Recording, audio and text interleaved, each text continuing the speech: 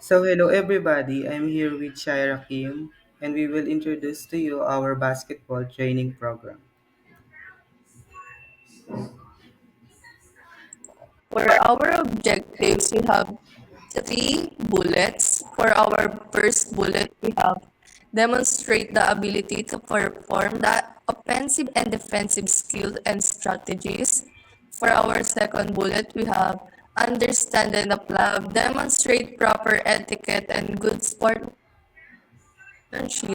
understand basic basketball scoring and officiating procedures. For our week 1 to 4, we have Danielle. For our week 1 to 4, we have our foundational phase. For each of every weeks, we have the activity and steps and notes during the activity. For Monday, we have the strength training or in full body. Under that, we have squats, push-up, lunges, and planks. Each set, we have three sets of 12 to 15 repetition each. And our notes to that focus on proper form, increase weight resistance gradually over the weeks. On Tuesday, we have the cardio endurance. Under that, we have juggling, cycling, swimming. 30 to 40 minutes in moderate and intensity and maintain a consistent pace. For Wednesday po, agility and speed drills. Under that, we have ladder drills, cone sprints, shuttle runs. 5 to 8 sets of 30 seconds bursts. Focus on quick changes of direction and speed. On Thursday naman, active recovery. We have yoga, stretching, light walk, and 20 to 30 minutes po yung duration niya. In, to improve flexibility and promote recovery. On Friday naman po, we have dribbling, passing, and shooting in sets of 8 to 10 rounds. Notes to this that gradually increase the number of rounds over the week. And on Saturday and Sunday naman po, we combine our rest or recovery activity. Under that, we have light cycling, swimming, and stretching. Um, we have we have to lower our intensity to this, and after that, activity recovery is crucial for muscle repair and injury prevention. For week for week 5 to 8 naman po, I would like to call Shaira Kim.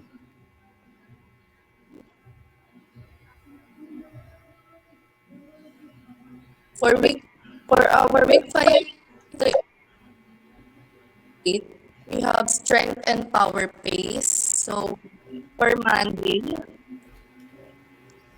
our exercises include deadlifts, bench press, pull-ups, and core twist. So for our set, we have 4 sets of 8 to 10 repetition at 70 to 80% of maximum effort.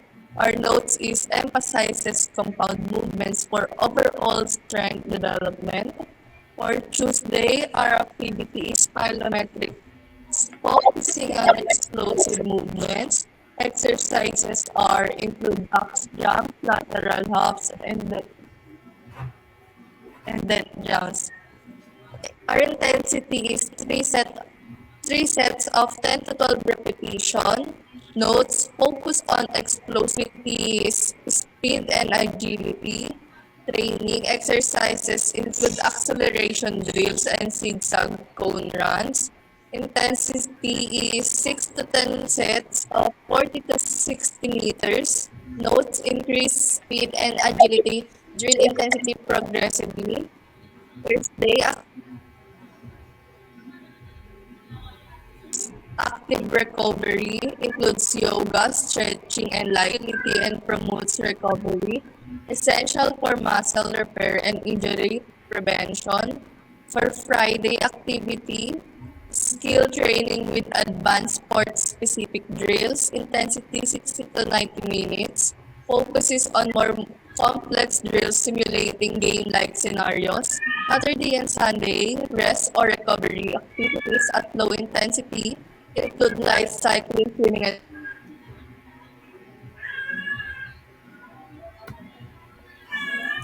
Hello, for our week 9 to 12. stretching.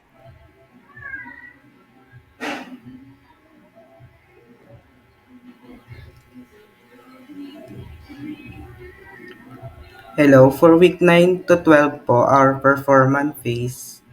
For Monday po, ang activity pong binigay namin is strength and power.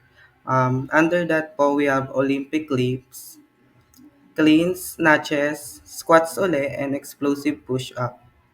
And our set naman po dito is 4 sets of 4 to 6 repetition, 80 to 90% of max effort.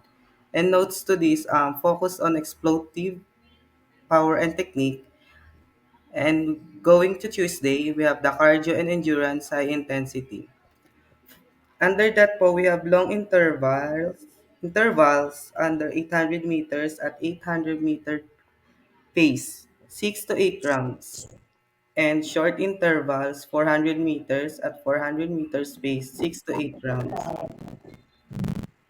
And we have to 6 to 8 rounds in our notes to this, focus on quick reaction and agility.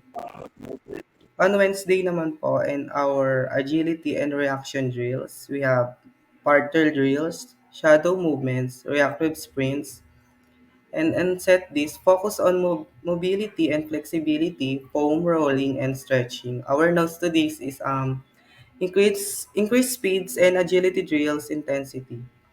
On Thursday naman po, we have our active recovery. Under that, we have yoga, stretching, light walk, and our duration naman po dito is 20 to 30 minutes. And our notes is improve flexibility and promote recovery. On Friday naman po, we have scrimmage, simulated games or practice scenarios. We have the duration to this 60 to 90 minutes. And our note to this game-like situation to practice like under pressure. Saturday and Sunday naman po, the last day, rest or recovery activity. Light cycling, swimming, and stretching. And our intensity naman po dito is slow lang po dapat. And our notes is active recovery is crucial for muscles repair and injury prevention. I would like to call Miss Shaira Kim for our session notes. Miss Shaira. So, So for our session notes, first we have warm up, 10 to 15 minutes to get your body ready for each session. Begin with a dynamic warm up that includes arm circles, leg swings, and light jogging. Second, we have cool down, 5 to 10 minutes, stretch or foam roll at the end of each session. Third is progression. Every 2 weeks, progressively up the volume or intensity. Four is hydration and nutrition. Consume meals that are well balanced and include healthy fats, carbohydrates, and proteins. Every day, make sure you drink lots of water. Lastly, rest to avoid injury and guarantee peak performance. Give sleep and recuperation top priority. That's all. Thank you very much po. Thank you for listening our presentation.